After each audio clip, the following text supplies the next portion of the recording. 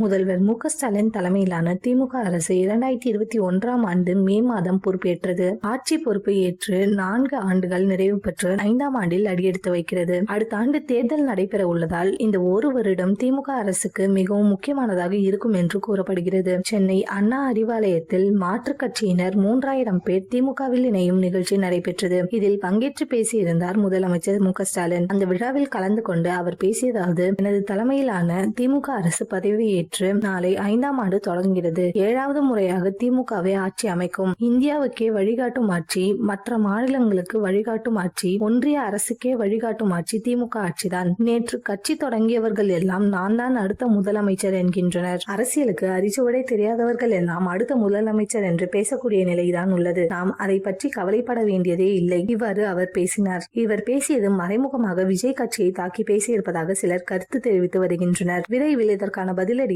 விஜய் அடுத்த மேடையில் கொடுப்பார் எனவும் தாவேகா கட்சியில் கூறி வருகின்றனர்.